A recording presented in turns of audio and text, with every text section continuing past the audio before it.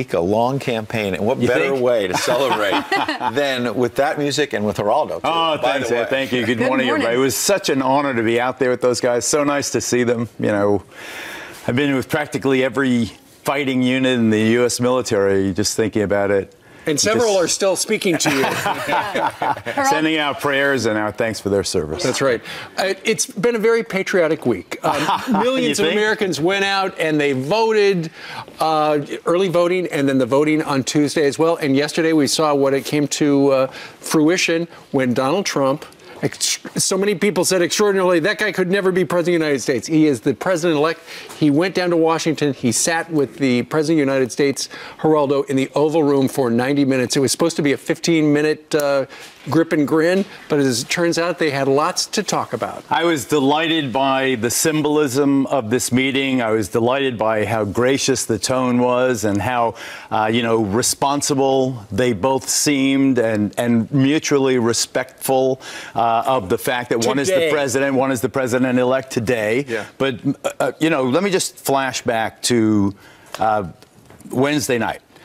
Eric and I went to see Oh Hello, the hilarious Nick Kroll comedy on 45th Street. We couldn't cross 6th Avenue. Why? Because there were hundreds and hundreds of protesters coming up 6th Avenue to protest in front of the various Trump properties, the Trump Tower on 56th and 5th, the Trump Hotel, which was the base of Celebrity Apprentice. Anything that says Trump.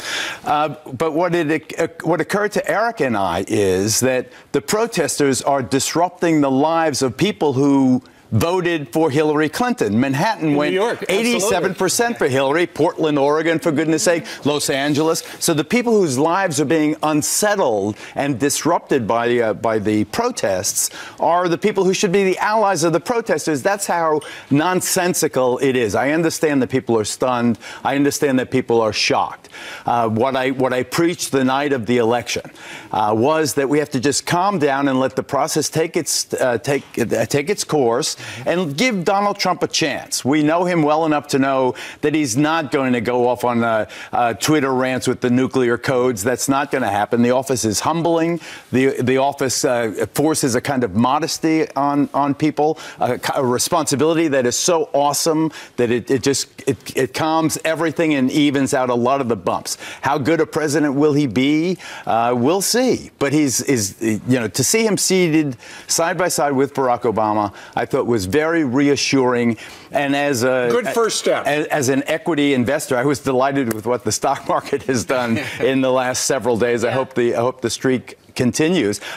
We will get through this. I mean, but we have to also understand, and we can't be patronizing about it, that there were 59 million on one side and 59 million on the other side, and there's a big geographic divide in the nation, and we just have to understand and give people time. Elections have consequences. Of course, and I'm not suggesting that they don't. And I say to Donald Trump, you are all our president right now, and we're giving you the shot to do. Do you think he really gets that fresh start with the left, or is this just going to be bitter war from day one? You know, Ed, that's an excellent question, and I don't know what I didn't like about yesterday, and I have to be frank with everybody about this. You know how I feel about immigration reform and the plight of the undocumented immigrants.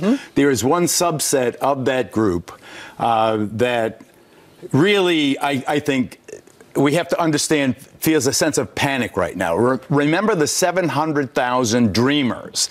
Those are the youngsters brought to this country at a very young age who were given a free pass by President Obama several years ago.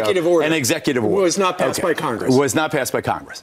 But those people now face the revocation of that temporary green card, or at least yellow card, that they got to live here and to work here. He walked it back and he said, these are just people who are here, not just, he said, these are people who are criminals who are here illegally.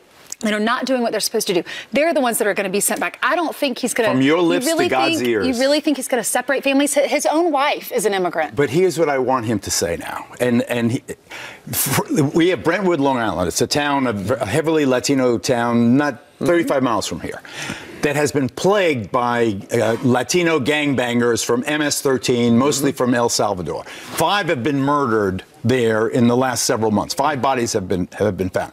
I want Donald Trump to say, I'm going after MS-13. Juan and Maria, the student at the university here. He said the criminal. I want him to say it right now, because when you say, just put yourself in their shoes. Put yourself in the shoes of the kids who are here. Some of their younger siblings probably born in the United States. Absolutely. But the older kids, the dreamers, and their parents subject to deportation. Will there be a deportation force? We want to know that, and I think he should say that. Don't you think, though, Donald Trump is a realist, and he's a negotiator, and he's going to try to, ultimately what he's trying to do is enforce the border, which we're all for. Well, most people are for. No, everyone's in favor of it. But fix the immigration system, because right now it's all screwed up. Right, and you have to recognize the Let's see what his plan is. Right. But let's take NAFTA.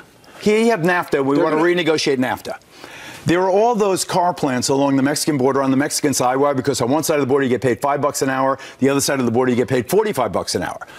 Will NAFTA close those Mexican car factories? And if it does, what happens to the Mexicans who work in those car factories? What are they going to do? You know what? They're going to hop the wall and come to here. Mexico said about NAFTA yesterday, we want to modernize it.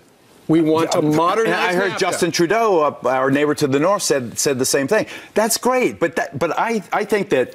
I saw that Donald Trump started tweeting again, talking about the protesters. At first he was rueful, and then he was understanding and saying they're expressing their as long as they obey the law and don't break stuff, they're doing their constitutional passion. That was good. So I see, even though he gets in trouble with tweeting, that may be a way that he can reassure people. Just say, listen, I'm not coming after Jose Jr. at Berkeley. I'm going after the gangbanger I want him to say stuff like that. Like Steve said, elections have consequences. So do your words when you're commander-in-chief now. It's different than being a nominee.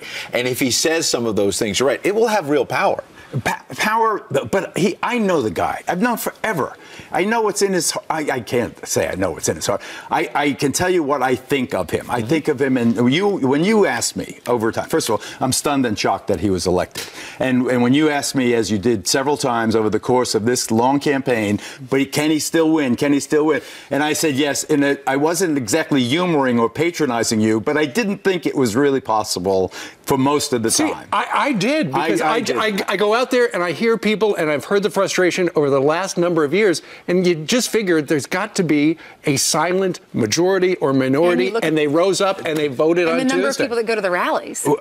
True, but we also have to appreciate that this is a profoundly divided nation, and it is divided along race, ethnic, economic lines. It's never been worse. It's never been worse. How do we get here? 85% of white evangelicals voting for Trump. 88% of African Americans, 65% of Latinos, and the Latinos. Everyone thought that Latinos would make the difference. That they would put Clinton over the top. As it happens, Latinos did perform slightly better. We had 11% of the total electorate, up from 10 the last time and 8 the time before that. But the upsurge of white working class people who turned out, that was the story of the surge of this election. Thanks for joining us. Well, we all have to give him a chance, because give him a chance, and he's all our president, and let's show love now, understanding, compassion, and inclusive. Right, and who knew that Geraldo was just telling us a lie? I didn't want to hurt your feelings. Well, turns out it happened. And it happened. What? Tell me you weren't surprised. Yeah. Oh, sure. You know the whole time. No. I saw the polls, and I knew it, so it was surprising. Oh, yeah. All right. Heather joins us right now, and she's got a whole bunch of other news. I do. A lot of stuff going on today. Good morning. Good morning to all of you. Hope you're off to a great day. While you were sleeping, President-elect Donald Trump adding even more electoral votes to his grand total. Today, we're talking about the state of Arizona. That has now been officially called for Mr. Trump. 11 electoral votes. Mr. Trump now has 290, and he could get more. New Hampshire and Michigan have yet to be called 2 days after the election. And then an emotional moment for Vice President-elect Mike Pence, the Indiana governor, choking up as thousands of Hoosiers welcomed him home.